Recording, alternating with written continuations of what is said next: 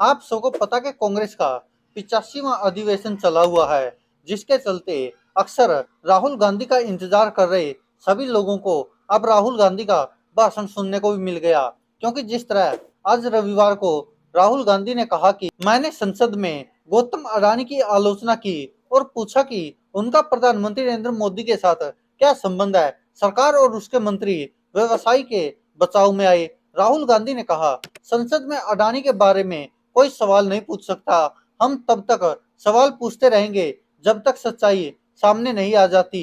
उन्होंने आगे कहा कि मैं 1977 में 6 साल का था। मुझे चुनाव के बारे में पता नहीं था। मैंने माँ से पूछा कि क्या हुआ। माँ ने कहा कि हम घर छोड़ रहे हैं। तब तक मुझे लगता था कि वह हमारा घर है। मैं इस बात पर हैरान था। 52 साल हो गए, मेरे पास घर नहीं है। राहुल गांधी ने कहा, सावरकर की विचारधारा है, अगर जो आपके सामने आपसे ताकतवर मजबूत है, उसके सामने सर झुका दो।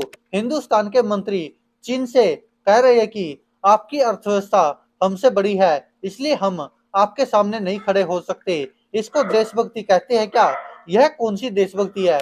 विदेश मंत्री जयशंकर के बयान पर कांग्रेस सांसद राहुल गांधी ने कहा, एक मंत्री ने इंटरव्यू में कहा कि चीन की अर्थव्यवस्था भारत से बड़ी है, तो हम उनसे कैसे लड़े? जब अंग्रेज हम पर राज करते थे, तो क्या उनकी अर्थव्यवस्था हमसे छोटी थी? यानी जो आपसे ताकतवर है, उनसे लड़े ही मत। इसको कायरता कहते हैं। उन्होंने कहा कि मैंने संसद में एक उद्योगपति पर आक्रमण किया। मैंने सिर्फ एक सवाल पूछा कि मोदी जी, आपका अडानी जी से क्या रिश्ता है? पूरी भाजपा सरकार अडानी जी की रक्षा करने लग गई। वे कहते कि जो अडानी पर आक्रमण करता है वह देशद्रोही है। अडानी जी और मोदी जी एक है।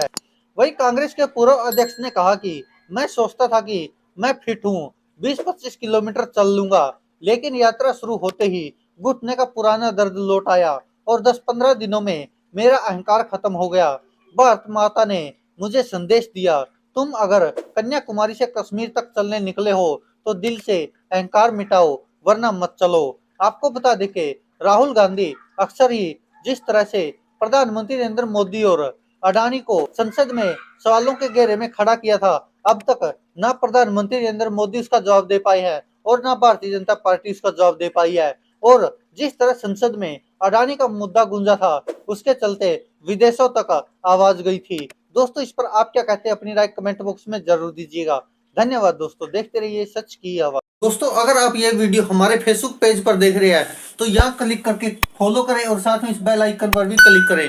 अगर दोस्तों आप ये हमारी वीडियो यूट्यूब चैनल पर देख रहे हैं तो कृपया करके इस लाल बटन पर क्लिक करके सब्सक्राइब करें और साथ में इस बेल आइकन पर भी क्लिक करें।